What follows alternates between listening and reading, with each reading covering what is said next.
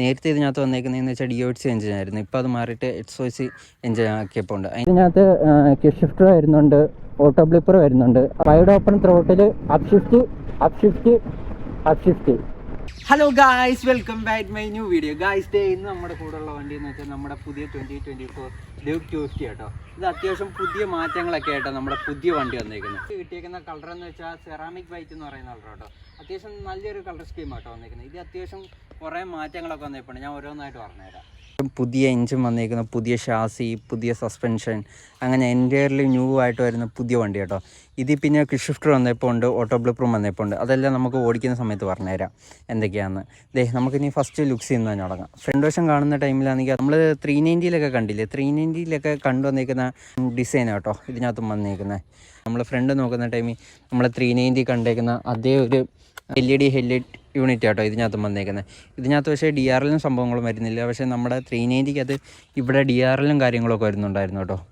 പക്ഷേ ഇതിനകത്ത് അങ്ങനെ വരുന്നില്ല. ഇതിനകത്ത് ജസ്റ്റ് ഒരു കവള് മാത്രം വന്നേക്കുന്നത്. ലൈറ്റ് ഞാൻ ജസ്റ്റ് ഒന്ന് കാണിച്ചു തരാം. കണ്ടില്ലേ, നമ്മൾ 390 കണ്ടേക്കുന്ന ലൈറ്റ് എന്തോ അതേ സെയിം ലൈറ്റ് തന്നെ, same elimination, same power, same headlight. അല്ലെങ്കിൽ ഫ്രണ്ട് സസ്പെൻഷൻ നോക്കുന്ന ടൈമിലാണെങ്കിൽ WPയുടെ അപ്പെക്സിൻ്റെ സസ്പെൻഷൻ കേട്ടോ വന്നേക്കുന്നത്. 43 mm ആണ് അതിൻ്റെ ട്രാവലിങ് കാര്യങ്ങളും വന്നേക്കുന്നത്. അത്യാവശ്യം നല്ല സസ്പെൻഷൻ കാര്യങ്ങളും കേട്ടോ. നമ്മുടെ അലോയ് നോക്കുന്ന ടൈമിലായാലും അത്യാവശ്യം നൈസ് കേട്ടോ. നമ്മുടെ ഫ്രണ്ടിലത്തെ ടയർ നോക്കുന്ന ടൈമിൽ 110/17 ടയേഴ്സ് കേട്ടോ നമുക്ക് ഫ്രണ്ട് വന്നേക്കുന്നത്. ഇതിൻ്റെ ഡിസൈനും കാര്യങ്ങളൊക്കെ കണ്ടില്ലേ, നമ്മളാണെങ്കിൽ 390 കണ്ടില്ലേ.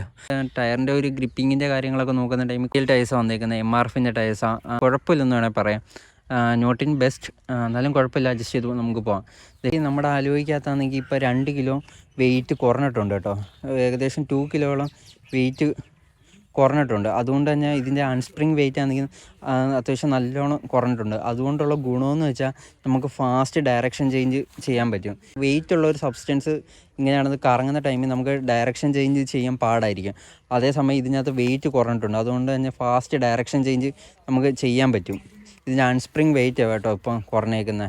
സസ്പെൻഷൻ്റെ ഫീലൊക്കെ നോക്കുന്ന ടൈമിൽ അത്യാവശ്യം ടൈറ്ററായിട്ടുള്ള ഒരു സസ്പെൻഷൻ കേട്ടോ. എന്നുവെച്ചാൽ ഒരുപാട് സോഫ്റ്റ് അല്ല, എന്നാലും ഒരുപാട് ഹാർഡും അല്ല, എന്നാലും സൈഡ്ലി ഹാർഡെന്ന് വേണേൽ പറയാം. അങ്ങനെ സസ്പെൻഷൻ കാര്യങ്ങൾ കേട്ടോ. പിന്നെ ഫ്രണ്ട് ബ്രേക്കിൻ്റെ ഫീൽ നോക്കുന്ന ടൈം അത്യാവശ്യം നല്ല ബൈറ്റുള്ളൊരു ബ്രേക്കിംഗ് കേട്ടോ ഫ്രണ്ട് വന്നേക്കുന്നത്. നമ്മൾ സൈഡിലേക്ക് നോക്കുന്ന ടൈമിലാണെങ്കിൽ 249cc liquid cooled SOC engine കേട്ടോ ഇപ്പോൾ വന്നേക്കുന്നത്. നേരത്തെ ഇതിനകത്ത് വന്നേക്കുന്നതെന്ന് വെച്ചാൽ DOHC എഞ്ചിനായിരുന്നു. ഇപ്പോൾ അത് മാറിയിട്ട് XOC എഞ്ചിൻ ആക്കിയപ്പോൾ ഉണ്ട്. അതിൻ്റെ പ്രത്യേകത എന്താണെന്ന്, അതിൻ്റെ മാറ്റം എന്താണെന്ന് ഞാൻ ഓടിക്കുന്ന ടൈമിൽ ഡീറ്റെയിൽ ആയിട്ട് ഞാൻ പറഞ്ഞുതരാം. WPയുടെ അപ്പെക്സിൻ്റെ മോണോഷോക്ക് കേട്ടോ ബാക്കി വന്നേക്കുന്നത്. ഇത് ഒരു 10 സ്റ്റെപ്പ് പ്രീലോഡ് നമുക്ക് അഡ്ജസ്റ്റ് ചെയ്യാൻ പറ്റുന്ന സസ്പെൻഷൻ കേട്ടോ. അതൊക്കെ അത്യാവശ്യം നൈസായിട്ടുണ്ട്. ബാക്കിലത്തെ സസ്പെൻഷനും കുഴപ്പമില്ല, അത്യാവശ്യം ടൈറ്റാണ്. പിന്നെ സസ്പെൻഷൻ നോക്കുന്ന ടൈമിൽ ഓപ്പോസിറ്റ് ആയിട്ട് കേട്ടോ വെച്ചേക്കുന്നത്, ഒരു സൈഡിലായിട്ട്. അതുകൊണ്ടുള്ള ഗുണമെന്ന് വെച്ചാൽ നമുക്കാണെങ്കിൽ ഗ്രൗണ്ട് ക്ലിയറൻസും കൂട്ടാനും പറ്റും, സീറ്റ് ഹൈറ്റ് കുറയ്ക്കാനും പറ്റും. അതുകൊണ്ട് ഷോർട്ടായിട്ടുള്ള റൈഡേഴ്സിന് കംഫർട്ടബിളായിട്ട് നമുക്ക് ഈ വണ്ടി ആണെങ്കിൽ കൊണ്ടു നടക്കാം കേട്ടോ. പിന്നെ ആണെങ്കിൽ ഇങ്ങനെ വെച്ചുകൊണ്ടുള്ളൊരു ഗുണമെന്ന് വെച്ചാൽ നമുക്ക് വലിയൊരു എയർ ബോക്സ് സെറ്റപ്പും ഇതിനകത്ത് കൊടുക്കാൻ പറ്റും കേട്ടോ. അതുകൊണ്ട് അത്യാവശ്യം ഒരു ടോപ്പ് എഞ്ചിൻ കുഴപ്പമില്ലാത്ത രീതിക്ക് നമുക്കിത് കിട്ടുന്നുണ്ട് കേട്ടോ. ഈ SOC എഞ്ചിൻ അതിൻ്റെ ഒരു പ്രശ്നം എന്ന് വെച്ചാൽ നമ്മുടെ ടോപ്പ് എഞ്ചിൻ ചെറിയൊരു സാക്രിഫൈസ് നമ്മൾ ചെയ്യേണ്ടി വരും. പക്ഷേ എന്ന് വെച്ചാൽ കുഴപ്പമില്ല, എന്നാലും നമുക്ക് അത്യാവശ്യം കുഴപ്പമില്ലാത്തൊരു ഇനീഷ്യൽ പിക്കപ്പ് കിട്ടും. പിന്നെ പുതിയൊരു അലൂമിനിയം സിങ്യാം കേട്ടോ ഇത് വന്നേക്കുന്നത്. ഒരു ബനാന സിങ്യാം എന്നൊക്കെ ഇത് പറയുന്നത്. നമ്മളെ MotoGP ബൈക്സിലൊക്കെ കണ്ടപ്പോൾ ഇല്ലേ, അതേപോലത്തെ ഒരു സിങ്യാമും കാര്യങ്ങളും കേട്ടോ ഇതിനകത്ത് വന്നേക്കുന്നത്. അത്യാവശ്യം നല്ല രസമുണ്ട് സിങ്യാമും കാര്യങ്ങളും കാണാനൊക്കെ, കിടിലായിട്ടുണ്ട് കേട്ടോ. നമ്മൾ ബാക്കിലത്തെ ബ്രേക്ക് നോക്കുന്ന ടൈമിൽ ബാക്കിലത്തെ ഡിസ്ക് സൈസ് വന്നേക്കുന്നതെന്ന് വെച്ചാൽ 230 240 mm വന്നപ്പോൾ ഉണ്ട് കേട്ടോ. ബാക്കിലത്തെ ബ്രേക്ക് കുഴപ്പമില്ല, വലിയ ബൈറ്റില്ല, എന്നാലും കുഴപ്പമില്ലാത്തതാണ്. ഫ്രണ്ടിലത്തെ ബ്രേക്ക് കിടില്ല കേട്ടോ, അത്യാവശ്യം നല്ല ബൈറ്റും കാര്യങ്ങളും ഉണ്ട്. പിന്നെ നമ്മുടെ ഷാസി വന്നേക്കുന്നതെന്ന് വെച്ചാൽ നമ്മുടെ ടിപ്പിക്കൽ KTMലൊക്കെ വന്നേക്കുന്ന പോലെ ട്രെലിസ് ഫ്രെയിം കേട്ടോ. ഈ ട്രെലിസ് ഫ്രെയിം വന്നുകൊണ്ടുള്ളൊരു പ്രശ്നം എന്ന് വെച്ചാൽ ഇതൊരു സ്ട്രെസ് മെമ്പറാണ്. എന്നുവെച്ചാൽ ഇന്നത്തെ കാര്യം എന്ന് വെച്ചാൽ ഇതൊരു സിംഗിൾ സിലിണ്ടർ വണ്ടിയാണ്. അത് കാരണത്താൽ തന്നെ അത്യാവശ്യം നല്ല വൈബ്രേഷൻ ഇതിനകത്തുണ്ടാകും. ആ വൈബ്രേഷൻ എല്ലാം നമുക്ക് കറക്റ്റ് കിട്ടുന്നതെന്ന് വെച്ചാൽ ഈ ഫുഡ് പൊക്കി കിട്ടും. ഈ ടാങ്ക് ഉണ്ടല്ലേ, ടാങ്കിൻ്റെ ഇവിടെ കിട്ടും. ഈ ഹാൻഡിൽ ബാറില്ലേ ഇവിടെയും കിട്ടും. ഈ സിംഗിൾ സിലിണ്ടർ വണ്ടികളും അത് ഈ ടെലിസ് ഫ്രെയിം വരുന്ന എല്ലാ വണ്ടികൾക്കും വരുന്ന ഒരു പ്രശ്നം കേട്ടോ. അത് വണ്ടിയുടെ പ്രശ്നമായിട്ടല്ല, എന്നാലും അങ്ങനെ ഒരു പ്രശ്നമുണ്ട് ഞാൻ പറഞ്ഞത്. ഗൈസ്, പിന്നെ ആണെങ്കിൽ നമ്മൾ ബാക്കിലത്തെ ടയർ നോക്കുന്ന ടൈമിലാണെങ്കിൽ 150/60 R17 ടയേഴ്സ് കേട്ടോ വന്നേക്കുന്നത്. റേഡിയൽ ടയേഴ്സാണ് ബാക്കിലും വന്നേക്കുന്നത്. ബാക്കിലും MRFിൻ്റെ ടയേഴ്സ് കേട്ടോ. അത്യാവശ്യം കുഴപ്പമില്ലാത്ത ടെയിലൊക്കെ കണ്ടില്ലേ, ടെയിലൊക്കെ അത്യാവശ്യം നല്ല രസമുണ്ട് കേട്ടോ കാണാൻ, കിടിലമായിട്ടുണ്ട്. ഇതിൻ്റെ കാര്യങ്ങളൊക്കെ ചെയ്തിരിക്കുന്നത്. ഇവിടെ നമ്മുടെ ഇന്ത്യൻ വേരിയൻറ്റിനകത്താണെങ്കിൽ ചെറിയൊരു സാരി ഗാർഡ് സെറ്റപ്പും ഇതിനകത്ത് വരുന്നുണ്ട് കേട്ടോ.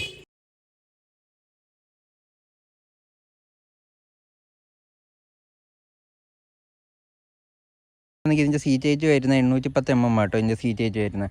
എൻ്റെ രണ്ട് സൈഡും ഒരുവിധം പ്ലാന്റഡ് ഫുഡ് ഉണ്ട് കേട്ടോ. ഒരു സൈഡ് കംപ്ലീറ്റ് പ്ലാന്റഡ് ഫുഡും കിട്ടുന്നുണ്ട്, ഒരു സൈഡ് ഏകദേശം ഒരു മുക്കാൽ ഭാഗവും പ്ലാന്റഡ് ഫുഡ് കിട്ടുന്നുണ്ട്. വണ്ടി അത്യാവശ്യം നല്ല ലൈറ്റ് ആയിട്ടുള്ള വണ്ടി കേട്ടോ. 8 കിലോളം വണ്ടിക്കകത്തൊന്ന് കുറഞ്ഞിട്ടുണ്ട് കേട്ടോ. മീറ്ററിനകത്ത് എന്തൊക്കെയാണ് വരുന്നേക്കുന്നത് നോക്കാം. നമ്മൾ ഹാൻഡിൽ ബാർ നോക്കുന്ന ടൈമിലാണെങ്കിൽ ഇപ്പോഴത്തെ 390-ലൊക്കെ വന്നേക്കുന്ന പോലുള്ള ഒരു സെറ്റപ്പ് ആട്ടോ ഇതിനകത്ത് വന്നേക്കുന്നത്. താഴോട്ട് സ്ലൈഡ് ചെയ്യുമ്പം നമ്മുടെ കിൽ സ്വിച്ച് ഓണാവും.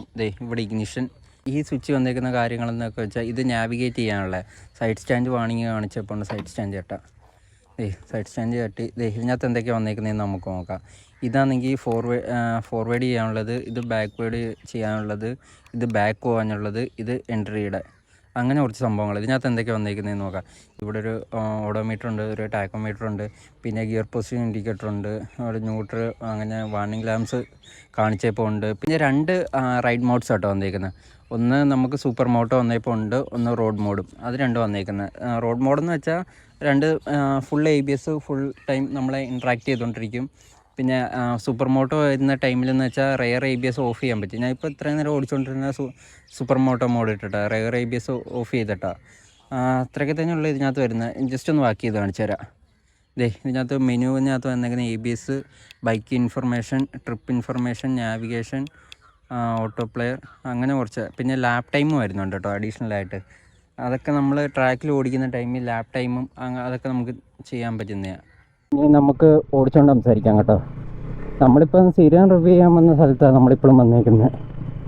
വണ്ടിയുടെ ഒരു റൈഡ് ഫീൽ എന്നൊക്കെ പറയുന്നത് അത്യാവശ്യം നൈസാണ് കേട്ടോ. എനിക്കിഷ്ടപ്പെട്ടു വണ്ടിയുടെ ഒരു റൈഡിങ് പോസ്റ്റർ ആയാലും. ഞാൻ വേറൊരു സംഭവം കാണിച്ചു തരാം. ഇത് കണ്ടില്ലേ, ഇതാണ് എൻ്റെ നോർമൽ റൈഡിങ് സ്റ്റാൻസ്. അതിനകത്തുനിന്ന് ഒരു ചെറിയൊരു പൊടിക്ക് ഫ്രണ്ടിലോട്ട് ലീനുണ്ട്, അത്രയേ ഉള്ളൂ, വേറെ കുഴപ്പമില്ല. പിന്നെ നമ്മൾ ഫുട്പാത്ത് നോക്കുന്ന ടൈമിൽ ടിപ്പിക്കൽ KTM വന്നേക്കുന്ന പോലെ തന്നെയാണ്. എന്നുവെച്ചാൽ നമ്മൾ ഇരിക്കുന്നതിൻ്റെ തൊട്ട് താഴത്ത് തന്നെ നമ്മുടെ ഫുട്പാത്തും കാര്യങ്ങളും വന്നേക്കുന്നത്. വണ്ടി ഭയങ്കര സ്മൂത്താണ് കേട്ടോ, ഭയങ്കര റിഫൈൻഡ് ആയിട്ടുള്ളൊരു ഫീലാണ്. നേരത്തെ നമ്മുടെ 250 ഇല്ലയോ, അത് വെച്ച് നോക്കുന്ന ടൈമിൽ എനിക്ക് ഫീൽ ചെയ്യുന്നതെന്ന് വെച്ചാൽ ഡ്യുവൽ ക്യാരക്ടർ ഉണ്ടല്ലോ, അത് ശരിക്കും പോയിട്ടുണ്ട്.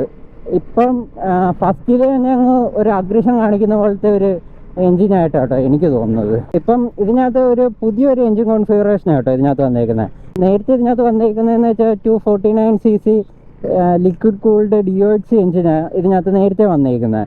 ഇപ്പോൾ അത് മാറിയിട്ട് DOHC മാറിയിട്ട് SOHC എൻജിനാണ് ഇപ്പോൾ വന്നേക്കുന്നത്. എന്നുവെച്ചാൽ മെയിൻ പ്രത്യേകത വരുന്നതെന്ന് വെച്ചാൽ DOHC SOHC എന്താണെന്ന് ആദ്യം ഞാൻ പറഞ്ഞുതരാം. Dual overhead camshaft എന്നാണ് DOHC അറിയപ്പെടുന്നത്. SOHC എന്ന് വെച്ചാൽ single overhead camshaft എന്നാണ്. Dual overhead camshaft ചെയ്യുന്ന ജോലി എന്ന് വെച്ചാൽ നമ്മുടെ ഈ എൻജിനകത്ത് കംപ്രഷൻ നടക്കുമല്ലോ, ആ കംപ്രഷൻ നടക്കുന്ന ടൈമിൽ എക്സോസ്റ്റ് ഗ്യാസും അങ്ങനെയുള്ള വേസ്റ്റ് പാർട്ടിക്കിൾസൊക്കെ ഇല്ല, അതൊക്കെ ക്യാരി ചെയ്യാൻ വേണ്ടിയിട്ടാണ് മെയിനായിട്ട് ഈ ക്യാം ഷാഫ്റ്റിൻ്റെ ജോലി എന്ന് പറയുന്നത്. അതിപ്പം ഡ്യുവൽ ആകുന്ന ടൈമിൽ നിങ്ങൾ ജസ്റ്റ് ഒരു കാര്യം ആലോചിച്ചാൽ മതി. നിങ്ങൾ ഒരു ജോലിയാണെങ്കിൽ 2 പേര് ചെയ്യുന്നതും ഒരാൾ വെച്ച് ചെയ്യുന്നതും തമ്മിലുള്ള വ്യത്യാസം ഉണ്ടല്ലോ, അത് നിങ്ങൾ ആലോചിച്ചാൽ മതി. അതിലേത് ജോലിയാണ് പെട്ടെന്ന് തീരുന്നതെന്ന്. അതേപോലെ തന്നെയാണ് ഇതിൻ്റെ കാര്യം. ഇതുകൊണ്ട് 2-3 ഗുണങ്ങളുണ്ട്. ഒന്നാമത്തെ ഗുണങ്ങളെന്ന് വെച്ചാൽ കുറച്ചുകൂടെ ബെറ്റർ ആയിട്ടുള്ള ഒരു മൈലേജ് കിട്ടും. രണ്ടാമത്തെ ഗുണമെന്ന് വെച്ചാൽ ഇതിൻ്റെ മെയിൻ്റെനൻസ് ഫ്രീ ആയിരിക്കും, കുറച്ച് കോമ്പണൻസേ കാണത്തുള്ളൂ. Single overhead cam shaft വരുന്ന ടൈമിൽ നമ്മുടെ DOHC ആവുന്ന ടൈമിൽ 2 എണ്ണം ഉണ്ട്. അപ്പോൾ അതിൻ്റെ മെയിൻ്റെനൻസ് കുറച്ച് കൂടുതലല്ല. അതിൻ്റെ മെയിൻ ഒരു ഗുണം കിട്ടുന്നതെന്ന് വെച്ചാൽ നമ്മുടെ ടോപ്പ് എൻഡ് ഇച്ചിരൂടെ ഒന്ന് ബെറ്റർ ആവും DOHC ആണെങ്കിൽ. പിന്നെ SOHC വരുന്നതുകൊണ്ടുള്ള ഗുണമെന്ന് വെച്ചാൽ ഇനീഷ്യൽ പിക്കപ്പ് കുറച്ചുകൂടെ ഒന്ന് നേരത്തെ ആക്കും. ഒരു എയറിൽ ടോർക്ക് കിക്കിങ് ചെയ്യുന്ന പോലെ അങ്ങനെ ഒരു ഫീൽ നമുക്ക് തോന്നും. അതാണ് മെയിനായിട്ടുള്ള കാര്യം. പിന്നെ നമുക്ക് ക്ലച്ച് ഫീലൊക്കെ നോക്കുന്ന ടൈമിൽ ക്ലച്ച് ഫീൽ അത്യാവശ്യം നല്ല സോഫ്റ്റ് ആട്ടോ. കണ്ടില്ലേ, അത്യാവശ്യം നല്ല സോഫ്റ്റ് ആയിട്ടുള്ള ഒരു ക്ലച്ച് ഇതിനകത്ത് വന്നേക്കുന്നത്. ഗിയർ ബോക്സ് നോക്കുന്ന ടൈമിൽ അത്യാവശ്യം നല്ല ഒരു ഗിയർ ബോക്സ് ആട്ടോ വന്നേക്കുന്നത്. നമുക്ക് ഫോൾസ് ന്യൂട്രൈസോ കാര്യങ്ങളോ ഒന്നും കിട്ടുന്നില്ല. നല്ല ക്രിസ്പായിട്ടുള്ള ഷിഫ്റ്റിങ് നമുക്ക് കിട്ടുന്നുണ്ട്. പിന്നെ വേറെ സംഭവമുണ്ട് ഇതിനകത്ത്, പിന്നെ ന്യൂട്രൽ കിട്ടാനായിട്ട് ഇച്ചിരി പാടാ. നമുക്ക് ഫസ്റ്റിൻ്റെ സെക്കൻഡിൻ്റെ ഇടയ്ക്ക് ന്യൂട്രൽ കിട്ടാൻ ഒരിച്ചിരി പാടാ. അത് നിങ്ങളത് നോട്ടീസ് ചെയ്തു കേട്ടോ. അങ്ങനെ ഒരു പ്രശ്നമുണ്ട്. പിന്നെ ആണെങ്കിൽ ഇതിനകത്ത് കിക്ക് ഷിഫ്റ്റർ വരുന്നുണ്ട്, ഓട്ടോ ബ്ലിപ്പർ വരുന്നുണ്ട്. അതൊക്കെ എങ്ങനെയാണെന്ന് നമുക്ക് നോക്കാം. നമുക്കിപ്പം ബ്ലിപ്പറിൻ്റെ എങ്ങനെയാണെന്ന് നോക്കാം. 6ാമത്തെ ഗിയറിലാണ്. ത്രോട്ടിൽ ഞാൻ കട്ട് ചെയ്ത് കണ്ടില്ലേ? Wide open throttle up shift കണ്ടില്ലേ? ഇത് സംഭവം കിടില്ല കേട്ടോ. സംഭവം നൈസായിട്ടാ ഇത് ചെയ്യുന്നത്. ഞാൻ ക്ലച്ചൊന്നും പിടിച്ചിട്ടില്ല, എല്ലാം ക്ലച്ച്ലെസ് അപ്പ് ഷിഫ്റ്റിങ്ങാണ് ഞാൻ ചെയ്തുകൊണ്ടിരുന്നത്. എനിക്ക് ഇതിനകത്ത് ഒരു കിക്ക് ഷിഫ്റ്റർ നോക്കുന്ന ടൈമിൽ സത്യം പറഞ്ഞാൽ ഒരു 250cc ആദ്യമായിട്ട് കിക്ക് ഷിഫ്റ്റർ വരുന്നത്. അത് ഒന്നാമത്തെ കാര്യം. അത് വെച്ച് നമ്മൾ നോക്കുന്ന ടൈമിൽ ഇതിനകത്ത് ഒന്നും കുറ്റം പറയാനില്ല. എന്താ വെച്ചാൽ കിടിലമായിട്ടുണ്ട് കേട്ടോ. എനിക്ക് ആ 390 അത് യൂസ് ചെയ്തതും ഇതിനകത്ത് യൂസ് ചെയ്യുന്നതും വെച്ച് നോക്കുമ്പോൾ ഇതിനകത്ത് യൂസ് ചെയ്യാനായിട്ടോ എനിക്ക് കുറച്ചുകൂടെ ഒന്ന് ഇഷ്ടപ്പെട്ടത്. ഇതാ കുറച്ചുകൂടെ ഒരു നമുക്കൊരു ഫീല് തരുന്നത്. ഇതിനകത്ത് കുറച്ചുകൂടെ ഒന്ന് സ്മൂത്തായിട്ടാണ്. എന്ന് വെച്ചാൽ നമ്മുടെ RTR 310 അത്രയും ഒരു ബട്ടർ സ്മൂത്ത് അല്ല, എന്നാലും സ്റ്റിൽ ഇത് സ്മൂത്തായിട്ടുള്ള ഒരു കിക്ക് ഷിഫ്റ്റർ തന്നെ കേട്ടോ. ബ്ലിപ്പർ ആയാലും നൈസാണ്. നമ്മൾ ലോവർ RPM-ലൊക്കെ ക്ലച്ച്ലെസ് ഷിഫ്റ്റിങ് ചെയ്യാൻ നോക്കുന്ന ടൈമിൽ ചെറിയൊരു ബുദ്ധിമുട്ട് നമുക്കുണ്ടാകും. എന്ന് വെച്ചാൽ ബുദ്ധിമുട്ടല്ല, ചെറിയൊരു ഹാർഡ്നെസ് നമുക്ക് തോന്നുന്നുണ്ട് കേട്ടോ. അല്ലാത്ത പക്ഷം ഒരു കുഴപ്പമില്ല. ഞാൻ ഇപ്പം പോകുന്ന 6ാമത്തെ ഗിയർ 44 സ്പീഡാണ് കേട്ടോ. ഞാൻ നേരത്തെ പറഞ്ഞ ആ ഒരു ഡ്യുവൽ ക്യാരക്ടർ പോയെന്നൊക്കെ, പക്ഷേ നേരത്തെ അത്ര ആ ഒരു ഡ്യുവൽ ക്യാരക്ടർ ഇതിനകത്ത് എനിക്ക് തോന്നുന്നില്ല. ഇപ്പോൾ കുറച്ചുകൂടെ ഇയർലി ആയിട്ട് ടോർക്ക് കിക്കൻ ചെയ്യുന്നതായിട്ടാണ് എനിക്ക് തോന്നുന്നത് കേട്ടോ. പഴയ നമ്മുടെ 250 നോക്കുന്ന ടൈമിൽ ഒരു 6000-7000 RPM എത്തണം വണ്ടി അങ്ങോട്ടൊന്ന് പുള്ള് ചെയ്ത് തുടങ്ങണം. ഇപ്പം അങ്ങനെയല്ല, ഒരു 4000-5000 RPM തന്നെ അത്യാവശ്യം നല്ല രീതിക്ക് പവർ ഉണ്ടാക്കുന്നുണ്ട്. അങ്ങനെയൊക്കെയുള്ള കുറേ ഗുണങ്ങളുണ്ട്. ഇപ്പോൾ ഇതിൽ വന്നേക്കുന്ന പുതിയൊരു എൻജിൻ കോൺഫിഗറേഷൻ കേട്ടോ. ലൈറ്റ് വെയ്റ്റ് ആയിട്ടുള്ളൊരു പുതിയൊരു എൻജിൻ കോൺഫിഗറേഷനാണ് ഇതിനകത്ത് വന്നേക്കുന്നത്. എന്നുവെച്ചാൽ LC4C liquid cooled 4 stroke compact ആയിട്ടുള്ളൊരു എൻജിനാണ് ഇപ്പോൾ ഇതിനകത്ത് വന്നേക്കുന്നത് കേട്ടോ. എൻജിൻ്റെ ഭാഗത്തുനിന്ന് യാതൊരു പ്രശ്നമില്ല. എൻജിൻ ഭയങ്കര റിഫൈൻഡ് ആയിട്ടുള്ള ഒരു എൻജിൻ കേട്ടോ. അത് എൻജിൻ ഫീലൊക്കെ എനിക്ക് ഇഷ്ടപ്പെട്ടു. അങ്ങനെ എൻജിൻ നോയ്സോ അങ്ങനെയുള്ള കാര്യങ്ങളൊന്നുമില്ല. പിന്നെ ആണെങ്കിൽ നമ്മൾ സസ്പെൻഷൻ്റെ ഒരു ഫീലൊക്കെ നോക്കുന്ന ടൈമിൽ അധികം ഹാർഡും അല്ല, അധികം സോഫ്റ്റും അല്ല. അങ്ങനെ ഒരു സസ്പെൻഷൻ ഫീലാട്ടോ ഇതിൽ കിട്ടുന്നത്. നമ്മുടെ 390 കണ്ട അത്ര ഒരു ഹാർഡായിട്ടുള്ള സസ്പെൻഷനായിട്ട് എനിക്ക് തോന്നുന്നില്ല. അത് പിന്നെ അഡ്ജസ്റ്റബിൾ സസ്പെൻഷൻ കൂടാണ്.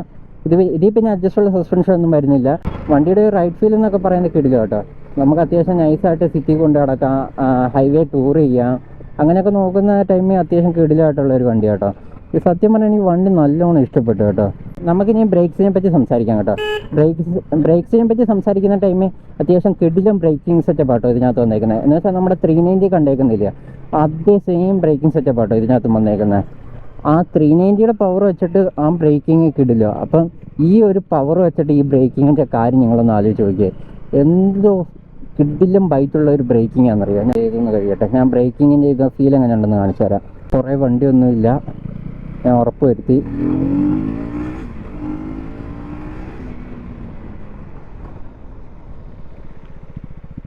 കണ്ടില്ലയോ വണ്ടി നിന്ന് കണ്ടില്ലയോ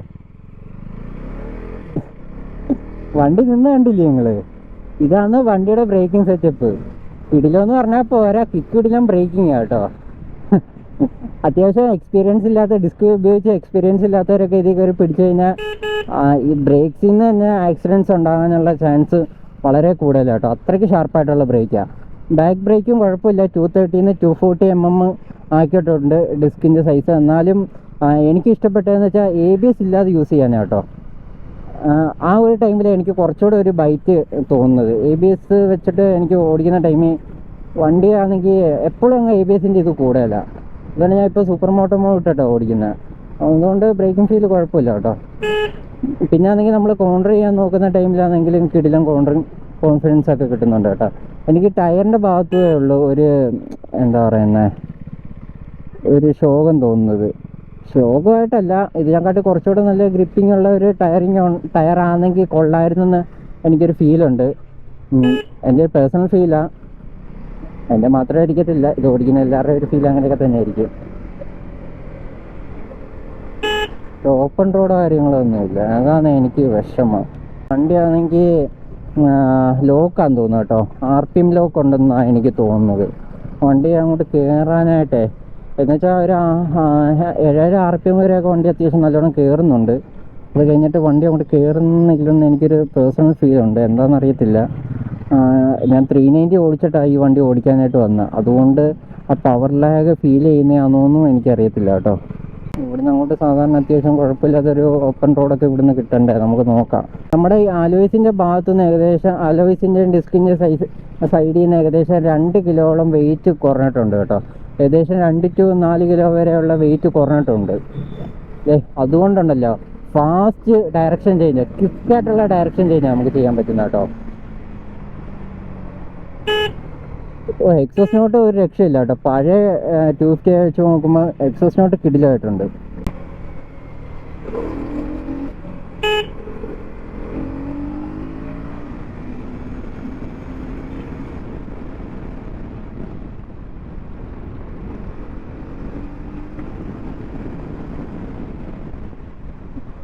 ബ്രേക്കിങ് ഒരു രക്ഷയില്ല കേട്ടോ. ഞാൻ ഇത്രയൊക്കെ അക്രമം കാണിക്കുന്ന ഈ ബ്രേക്കിനെ വിശ്വസിച്ചിട്ടോ കേട്ടോ. അപ്പം നിങ്ങളൊന്ന് ആലോചിച്ച് നോക്കിയോ, ബ്രേക്ക് ഫീല് എത്രത്തോളം കിടിലോ എന്നുള്ള കാര്യം. ബ്രേക്ക് ഫീലിനെ പറ്റി ഒന്നും പറയാനില്ല, ബ്രേക്ക് ഫീല് വേറെ ലെവലാണ് കേട്ടോ. ബാക്ക് ബ്രേക്കിൻ്റെ കാര്യമല്ല ഞാൻ പറയുന്നത്, ഫ്രണ്ട് ബ്രേക്കിൻ്റെ കാര്യം. സത്യം പറഞ്ഞാൽ ഫ്രണ്ട് ബ്രേക്ക് മാത്രം മതി ഈ വണ്ടി ഫുൾ സ്പീഡിൽ പോയാലും പിടിച്ച് നിർത്താനായിട്ട്. നമ്മൾ മൈലേജിൻ്റെ കാര്യമൊക്കെ നോക്കുന്ന ടൈമിൽ സിറ്റിക്കകത്ത് ഒരു 24 to 28 വരെയൊക്കെ നമുക്ക് മൈലേജ് കിട്ടുന്നത്. നമ്മൾ നല്ലൊരു ഹൈവേ നോക്കുന്ന ടൈമിലാണെങ്കിൽ മനമര്യാദയ്ക്കൊക്കെ ഓടിക്കുകയാണെങ്കിൽ ഒരു 30 to 35 വരെയൊക്കെ അത്യാവശ്യം മൈലേജ് കിട്ടും. ഇപ്പോൾ ഇത് SYC ആക്കിയോണ്ട് അത്യാവശ്യം ഒന്നുകൂടെ മൈലേജ് കിട്ടാനുള്ള ചാൻസ് ഉണ്ട്. പിന്നെ ഇതിനകത്ത് റൈഡ് ബൈ വയറൊന്നും വരുന്നില്ല, സാധാരണ കേബിൾ തന്നെയാണ് വരുന്നത്. പിന്നെ ഇതിനകത്ത് ഇലക്ട്രോണിക്സ് നോക്കുന്ന ടൈമിൽ ക്വിക്ക് ഷിഫ്റ്റ് വരുന്നുണ്ട്, ഡ്യുവൽ ചാനൽ ABS വരുന്നുണ്ട്, സൂപ്പർ മോട്ടോ മോഡ് വരുന്നുണ്ട്, പിന്നെ വരുന്നതെന്ന് വെച്ചാൽ സ്ലിപ്പർ ക്ലച്ചും വരുന്നുണ്ട്. ഇത്രയൊക്കെയാണ് നമ്മുടെ ഇതിനകത്ത് ഇലക്ട്രോണിക്സ് ആയിട്ട് വരുന്നത് കേട്ടോ. വണ്ടിയുടെ റൈഡ് ഫീൽ എന്നൊക്കെ വെച്ചാൽ നമുക്ക് ടാങ്ക് നല്ലോണം ഹഗ് ചെയ്തിരിക്കാൻ പറ്റുന്നുണ്ട് കേട്ടോ. അത് അത്യാവശ്യം നല്ലൊരു ഇതാണ്, അത്യാവശ്യം നല്ലൊരു കോൺഫിഡൻസും കിട്ടുന്നുണ്ട്.